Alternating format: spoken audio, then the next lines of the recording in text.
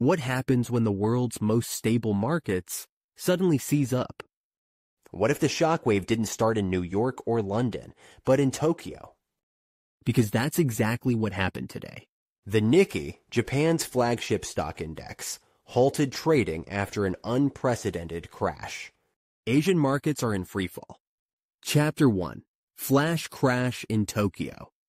At 10:47 a.m. local time, trading on the Tokyo Stock Exchange came to a grinding halt. The reason?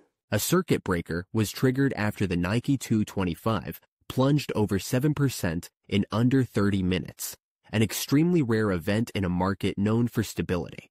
Japan's financial regulators immediately suspended all trading to prevent further damage.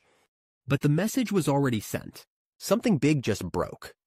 And investors from Seoul to Singapore felt it instantly. Chapter 2. What caused the crash? Analysts are pointing fingers at a combination of bond yield panic. Rising U.S. interest rates made Japanese bonds look less attractive, sparking massive sell-offs. Tech earnings shock. Sony and SoftBank reported sharp losses, triggering a tech sector meltdown. Currency volatility. The yen hit a new 34-year low against the dollar, causing capital flight. But under the surface? Whispers of something deeper. Corporate debt leverage. Chinese supply chain collapse. And even rumors of a cyberattack targeting Japanese financial institutions. Whatever the cause, the impact is real. And it's global.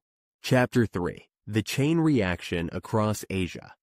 Within hours, Hang Seng Index in Hong Kong dropped 5.3%. South Korea's Kospi fell 4.8%. Taiwan's market lost 100 baht in valuation. Emerging markets in Indonesia, Thailand, and Vietnam saw rapid outflows as hedge funds scrambled to hedge their losses. This isn't just an equity wipeout. It's a systemic liquidity event, and Asia's tightly linked supply chains mean one collapse echoes across the continent.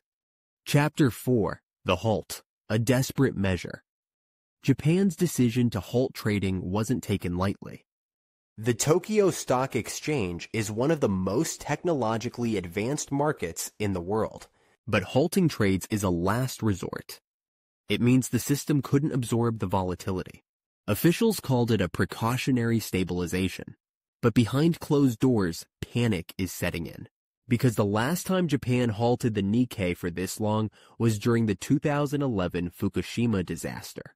Chapter 5. The Role of Central Banks. The Bank of Japan, BOJ, is now under immense pressure. BOJ Governor Haruhiko Kuroda issued a rare emergency statement promising unrestricted liquidity support and temporary asset purchases to stabilize market conditions. Translation: the money printer is coming. But here's the problem. Japan already has the highest debt to GDP ratio in the world.